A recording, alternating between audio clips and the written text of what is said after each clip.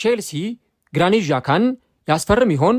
በክረምቱ የተጫዋቾች የዝውውር መስኮት የአማካይ መስመሩን ለማጠናከር እንቅስቃሴዎችን እያደረገ የሚገኘው ቼልሲ የቀድሞውን የአርሰናል አማካይ ግራኒት ዣካን ለማስፈረም እንቅስቃሴዎችን ሲያደርግ ቆይቷል። ነገር ግን ደግሞ የተጫዋቹ ክለብ ሰንደርላንድ ተጫዋቹን መልቀቅ አይፈልግም። ታዲያ ቼልሲ በድጋሚ ሁለተኛ የዝውውር ጥያቄ አቅርቦ ግራኒት ዣካን ወደ ክለቡ ያመጣ ይሆን? ግራኒት ዣካንስ የማያስፈርም ከሆነ የትኛውን ተጫዋች ወደ ስታንፎርድ ብሪጅ ሊያመጣ ይችላል? እነዚህንና ሌሎች ጉዳዮችን እስከ ቪዲዮ መጨረሻ ድረስ ከእኛ ጋር አብራችሁ ከቆያችሁ የምንነግራችሁናል። ሰላም ጤና ይስጥልን። የተወደዳችሁና የተከበራችሁ ውድ የቻናላችን ተከታታዮች እንዴት ናችሁልን? እግዚአብሔር ይመስገን እኔ በጣም ደህና ነኝ። የምትገኙት አራዳ ሜዳ ኦፊሻል የዩቲዩብ ገጻችን ላይ ነው። ለቻናሉ አዲስ ከሆናችሁ የዩቲዩብ ገጹን ሰብስክራይብ በማድረግና የደውል ምልክቷን በመጫን የቻናላችን ቤተሰቦች እንድትሆኑ የአክብሮት ግብዣችን ነው። እንዲሁም ደግሞ ዩቲዩብ ፕሮግራሙን ለበርካታ ተመልካቾች እንዲያደርሰው የእናንተ በብዛት ላይክ ማድረግ እጅግ በጣም ይጠቅመናልና ሁላችሁም ይህንን ቪዲዮ ስትጀምሩ ላይክ በማድረግ ፕሮግራሙን መጀመራችሁን አስታውሱ። የአራዳ ሜዳ ኮሜንታተር ተስፋ ወርቅ ሉል ሰገድ አብሬያችሁ ቆይታ አድርጋለሁ። ፈጣሪ ፈቅዶ ዛሬም ከእናንተ ጋር ተገናኘን። በዛሬው ፕሮግራማችን ላይ ደግሞ የቼልሲንና የግራኒት ዣካን የዝውውር ጉዳይ የምንመለከተው ይሆናል ማለት ነው። ያው ወቅቱ የዓለም ዋንጫ በመሆኑ ምክንያት ብዙ የዝውውር ጉዳዮች የሚጠበቀውን ያህል ትኩረት እያገኙ አይደለም እንጂ በዚህ ሰሞን ሲወሩ ከነበሩ የዝውውር ጉዳዮች መካከል አንደኛው ቼልሲ ግራኒት ዣካን ያስፈርማል ወይስ አያስፈርምም የሚለው ጉዳይ ነው። ቼልሲ በዚህኛው ክረምት የተጫዋቾች የዝውውር መስኮት በተለይም ደግሞ ስኳዱን ሪሼፕ የማድረግ ግዴታ ላይ ይገኛል በሁለት ምክንያቶች። የመጀመሪያው ምክንያት ከክለቡ ለቀው የሚወጡ ተጫዋቾች መኖራቸው ነው። ለዚህ እንደማሳያው በተለይም ደግሞ በቅርብ ጊዜ ማርኮ ኩሬያ ቼልሲ ለቆ መውጣቱ ይታወሳል። አሁን ደግሞ ኤንዞ ፈርናንዴዝ ከቼልሲ ለቆ ሊወጣ እንደሚችል በርካቶች የተናገሩ ይገኛሉ። ስለዚህ ከክለቡ ለቀው የሚወጡትን ተጫዋቾች በሌሎች ተጫዋቾች መተካት ያስፈልጋልና ቼልሲ ወደ ገበያ ወጥቶ በዚህ ቦታ ላይ ሁነኛ ምትክ ተጫዋቾችን ማስፈረሙ አይቀርም። ይሄ አንደኛው ጉዳይ ነው። ሌላኛው ደግሞ ወደ ክለቡ የሚመጣው አዲስ አሰልጣኝ ነው፣ ሻቢ አሎንሶ። ስለዚህ ሻቢ አሎንሶ ለሱ የሚመቹትን ተጫዋቾች ወደ ክለቡ በማምጣት ለሱ ደግሞ የማይመቹትን ተጫዋቾች ከክለቡ እንዲወጡ የማድረግ ስራ ይሰራል ተብሎ ይጠበቃል። እንደ ሊያም ዴላፕ እንደ ጋርናቾ ያሉ ተጫዋቾች የቼልሲ ቀጣይ ቆይታቸው ጥያቄ ምልክት ውስጥ የሚገኙ ተጫዋቾች ናቸውና ይህ በመሆኑ ምክንያት ቼልሲ በዚህኛው የዝውውር መስኮት በንቃት ሊሳተፍ እንደሚችል በተለይም ደግሞ ተጫዋቾችን ከማስፈረም አንጻር በንቃት ሊሳተፍ እንደሚችል አንድ በደንብ ማንሳት የሚቻለው ጉዳይ ይሆናል ማለት ነው። ታዲያ በዚህኛው ክረምት የተጫዋቾች የዝውውር መስኮት ቼልሲ የአማካይ ክፍሉን ለማጠናከር የ33 ዓመቱን የአማካይ መስመር ተጫዋች ግራኒት ዣካን ለማስፈረም እንቅስቃሴዎችን ሲያደርግ ቆይቷል። በተለይ ደግሞ በዋነኝነት በቼልሲ እግር ኳስ ክለብ እንዲህ አይነት መሪ የሆነ ተጫዋች ወደ ክለባቸው እንዲመጣ ስለሚፈልጉ ነው ግራኒት ዣካን ወደ ክለባቸው ለማምጣት እንቅስቃሴዎችን ሲያደርጉ የነበረው። እንደምታውቁት ግራኒት ዣካ እጅግ በጣም ልምድ ያለው በጣም ጥሩ አቅምን ለቡድኑ መስጠት የሚችል ተጫዋች ነው። ከዚህ ቀደም ለአርሰናል እግር ኳስ ክለብ ተጫውቷል። ለአርሰናል በሚጫወትበት ጊዜ በተለይም ደግሞ በመጨረሻዎቹ የአርሰናል የቆይታው ዓመታት የአርቴታው ቡድን ወደ ውጤታማነት እንዲንደረደር በጣም ትልቅ ስራን መስራት የቻለ ተጫዋች ነው። ከዚህ በተጨማሪ ወደ ባየር ሌቨርኩሰን ሄዶ ዋንጫዎችን ማሸነፍ የቻለ ተጫዋች ነው። ሰንደርላንድ እግር ኳስ ክለብን ከተቀላቀለ በኋላ ደግሞ ሰንደርላንድ ወደ አውሮፓ መድረክ እንዲመጣ ተፎካካሪ ቡድን እንዲሆን በሊጉ ጠንካራ አቋም እንዲያሳይ ትልቅ ሚናን የተወጣ ተጫዋች መሆኑ ይታወቃል። ታዲያ ዚ አትሌቲክ አንድ መረጃ ይዞ ወጥቷል። በተለይ ከአንድ ቀን በፊት ክሪስ ዊትፐርሰን ዚ አትሌቲክ ላይ አንድ ዘገባ ይዞ ወጥቷል እና ግራኒት ዣካ በሰንደርላንድ እግር ኳስ ክለብ ይቆያል የሚል ማረጋገጫውን ሰጥቷል ማለት ነው። ቼልሲ እግር ኳስ ክለብ በተለይም ደግሞ የዝውውር ጥያቄ አቅርቦ ነበረ ወደ 8 ሚሊዮን ፓውንድ ገደማ ወይም ደግሞ 9.2 ሚሊዮን ዩሮ ለሰንደርላንድ አቅርቦ ነበር። ነገር ግን ሰንደርላንድ ይህንን የዝውውር ጥያቄ ውድቅ አድርጎታል። ተጫዋቹ እስከ 2028 ድረስ በስታዲየም ኦፍ ላይት የሚያቆይ ኮንትራት አለው እና ሰንደርላንዶች ይህንን ተጫዋች እንደማይለቁት እና የዝውውር ጥያቄውንም እንዳልተቀበሉትም ጭምር እነዚህ ዘገባዎች ያሳያሉ።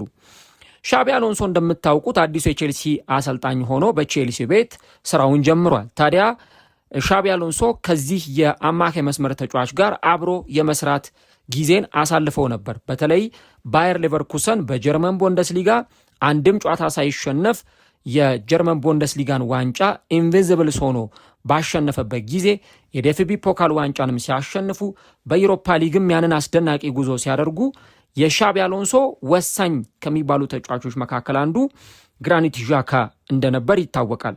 ያው አሰልጣኞች ወደ አዲስ ክለብ በሚዘዋወሩበት ጊዜ ቀድመው አብረዋቸው የሰሩ ተጫዋቾችን በተለይ በጣም ወሳኝ የሚሏቸውን ተጫዋቾች ወደ ክለባቸው ለማምጣት ሲፈልጉ ይታያሉ። ለዚህ በጣም ብዙ ምሳሌዎችን ማንሳት እንችል ይሆናል። በተለይ የቀድሞ ተጫዋቾቻቸውን ለማምጣት አሰልጣኞች ጥረት አድርገው ሲሳካላቸውም ጭምር እናስታውሳለን። ለምሳሌ አርቴታ በማንቸስተር ሲቲ ምክትል አሰልጣኝ ሆኖ በሚሰራበት ወቅት ላይ በማንቸስተር ሲቲ ስብስብ ውስጥ የነበሩትን እነ ኦሌግዛንደር ዜንቼንኮን እነ ጋብርኤል ሄሱስን ወደ አርሰናል እንዲመጡ ማድረግ የቻለባቸው ወቅቶች እንደነበሩ ይታወሳል።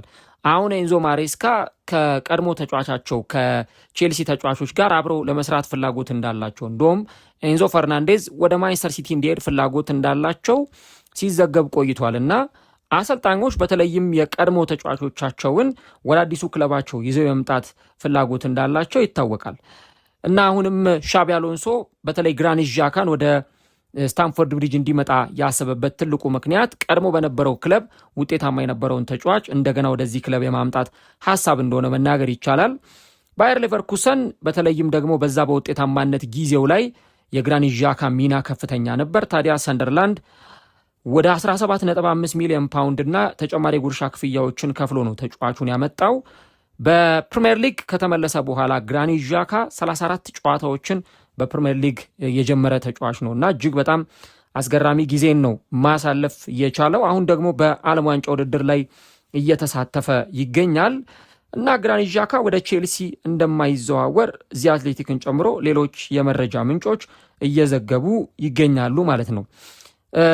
ስለዚህ ግራኒት ዣካ አሁን እንደገና ሁለተኛ የዝውውር ጥያቄ ቼልሲ ያቀርባሉ የሚለው ራሱን የቻለ ጥያቄ ሊሆን ይችላል እና ምናልባት እንደ ብዙዎች ከሆነ ቼልሲ ወደዚህ ዝውውር ላይመለስ እንደሚችል ግን ደግሞ ምናልባት ፖቴንሻሎች ካሉ እሱን በጊዜ ሂደት መመልከት እንደሚያስፈልግ እየተመለከትን እንገኛለን። እሱ በባለፈው ዓመት ግራኒት ዣካ የፕሪሚየር ሊጉ የመዝጊያ ጨዋታ በተደረገበት ጊዜ ለደጋፊዎቹ የአውሮፓን መድረክ ስኬት ካገኙ በኋላ ይህ ገና የመጀመሪያችን ነው፣ ከዚህ በኋላ ለተሻሉ ስኬቶች እንፋለማለን ብሎ ሲናገር ነበርና በሰንደርላንድ እግር ኳስ ክለብ ደግሞ በጣም የሚወደደው ተጫዋች ነው። በተለይ ግራኒት ዣካ በመሪነቱ ባለው የሊደርሺፕ ኳሊቲ ሜዳ ላይ ባለው ተጋዳይነት የሚታወቅ ተጫዋች ነው እና የትኛውም ክለብ ግራኒት ዣካ ቢኖር አብሯቸው በክለባቸው ውስጥ ቢቆይ በፍጹም የሚጠሉት ነገር አይደለም እና ይህንን ነገር ነው በተደጋጋሚ ጊዜ እየተመለከትን የምንገኘው። ግን ሰንደርላንድም የቡድኑ ካፕቴን ነው። እየተጫዋች ገና በመጣበት በተዘዋወረበት ዓመት ነው ተጫዋቹን የክለቡን የአምበልነት አርም ባንድ የሰጡትና ያለው የመሪነት አቅም ምን ያህል ከፍተኛ እንደሆነ የሚያሳይ ነው። ታዲያ ቼልሲ ይህንን ተጫዋች የማያስፈርም ከሆነ የትኛውን የአማካይ መስመር ተጫዋች ሊያስፈርም ይችላል የሚለውን ነገር እንመለከታለን። እስካሁን ድረስ በተለይ በአማካይ መስመር ላይ ኤንዞ ፈርናንዴዝ እና ሞይሰስ ካይሴዶ እነዚህ ሁለቱ ናቸው የቡድኑ ፒላር ብለን የምንጠቅሳቸው ሁለቱ ተጫዋቾች ማለት ነው። ግን ትልቁ ችግር የሚሆነው ኤንዞ ፈርናንዴዝ ደግሞ ቼልሲ ለቆ ሊወጣ የሚችል ከሆነ ትቶት የሚወጣው ክፍተት ቀላል የሚባል አይደለም። ምናልባት ሮሚዮ ላቪያ በዚህ ቦታ ላይ መጫወት ይችላል፣ ግን የተጫዋቹ ጉዳት ደግሞ በሚፈለገው ልክ እንዳይጫወት ያደርገዋል እና ከተለያዩ ተጫዋቾች ጋር አሁን ቼልሲ ስሙ ተያይዞ ሲነሳ ነበር። አንድ ጊዜ ከማቴዎስ ፈርናንዴዝ ጋር፣ አሁን ደግሞ ከግራኒት ዣካ ጋር ስማቸው ተያይዞ ይነሳል። ምናልባት አዳም ዋርተን ክሪስታል ፓላስ በቀላሉ የሚለቀውም ተጫዋች እንኳን ባይሆን ምናልባት ይህን ተጫዋች ሊያመጡ የሚችሉበት አንዱ ጥሩ እድል ሊኖራቸው ይችላል። እንደ ቢቢሲ ዘገባ ከሆነ ደግሞ ቫለንቲን ባርኮ የተባለውን በጣም ቨርሳታይል የሆነውን ሁለገብ የአማካይ መስመር ተጫዋች ቼልሲ ለማስፈረም ወደ ክለቡን በሚያመጣበት ፍላጎት ሊኖር እንደሚችል ነው በርካቶች የሚናገሩት። አንድሬ ሳንቶስስ በዚህ ክለብ የሚኖረው ሚና ምን ያህል በቂ ነው። በተለይ በቀጣዩ ሲዝን ሻቢ አሎንሶ ይህንን ተጫዋች ምን ያህል ሊጠቀሙ ይችላል የሚለው ራሱን የቻለ አነጋጋሪ ጉዳይ ነውና ቼልሲ በዝውውር መስኮቱ ላይ እንዲህ አይነት ተሳትፎዎችን ነው እያደረገ የሚገኘው ማለት ነው። እና እስቲ በቼልሲ በኩል ምናልባት የተጫዋችን የማስፈረም እንቅስቃሴያቸውን በምን አይነት የተሳካ ሁኔታ ሊያሳኩት ይችላሉ? እናንተስ የቼልሲ ደጋፊዎች በተለይ እንደ ደጋፊ የትኛው ተጫዋች ወደ ቼልሲ ቢመጣ የተሻለ ነው ብላችሁ ታስባላችሁ? ኮሜንት ላይ ሐሳቦቻችሁን ልጽፉልንና ልታጋሩን ትችላላችሁ ማለት ነው። የቼልሲ እግር ኳስ ክለብ ግን የግራኒት ዣካ ዝውውር ምናልባት የማይሆን አይነት ይመስላል።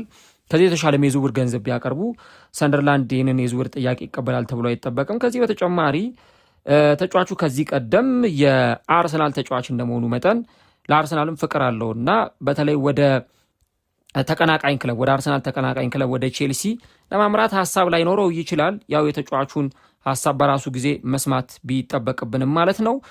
ዞሮ ዞሮ ግን እንዲህ ባለው የዝውውር ጉዳይ ላይ በተለይም በርካቶች የተለያዩ ሐሳቦቻቸውን እያነሱ ነው። ቼልሲ ግራኒት ዣካን የማያስፈርም ከሆነ ግን የሆነ የአማካይ መስመር ተጫዋች ማስፈረም አለበት። ኢቭን ኤንዞ ፈርናንዴዝ እንኳን በዚህ ክለብ ውስጥ ቢቆይ ራሱ የአማካይ መስመር ተጫዋች ወደዚህ ክለብ ማምጣት ይጠበቅባቸዋል። ያ የማይሆን ከሆነ ቼልሲ ምናልባት በሚቀጥለው ዓመት ሊቸገር ይችላል። በባለፈው ሲዝን በተለይ አንዱ በጣም የነበረው ትልቁ ነገር ያንን የአማካይ መስመር እንዴት አድርገው ሊያጠናክሩት ይችላሉ ከሚለው ጉዳይ ጋር ተያይዞ ነው እና ይህ የዝውውር ጉዳይ የማይሆን አይነት ነው ሲሉ ዘሚረር እንደዚሁ ደግሞ ከዚህም በተጨማሪ ሌሎች የመረጃ ምንጮችም ዚ አትሌቲክን ጨምሮ እነዚህ መረጃዎች ሲዘግቡ ተመልክተናል። ግን ደግሞ አሁን ባለው የዚህ ክለብ ሁኔታ በተለይም ደግሞ ቼልሲ የአማካይ መስመር ተጫዋች የግድ ማስፈረም አለበት። ሻቢ አሎንሶ ደግሞ ይሄ ቦክስ ቱ ቦክስ የሚሮጥ ከሳጥን ሳጥን የሚጫወት በዛ ላይ ደግሞ በጣም መሪ የሆነ የመሪነት አቅሙ በጣም ከፍተኛ የሆነ ተጫዋች ለማስፈረም ፍላጎት አላቸውና በእርግጥም ይህንን ተጫዋች ያገኙታል ወይ የሚለውን ጉዳይ በቀጣዮቹ ጊዜያት አብረን የምንመለከተው ጉዳይ ይሆናል። ኤንዞ ፈርናንዴዝ ደግሞ የሚለቅ ከሆነ ጭራሽ የዝውውሩ ጉዳይ የበለጠ ኮምፕሊኬትድ መሆኑ አይቀርምና ቼልሲ እንግዲህ ግራኒት ዣካን የሚያገኝበት እድል ያለ አይመስልም። የትኛውን የአማካይ መስመር ተጫዋች ቼልሲ ያስፈርማል? በቀጣዩ ጊዜ ይህንን ጉዳይ አብረን እንመለከተዋለን ማለት ነው።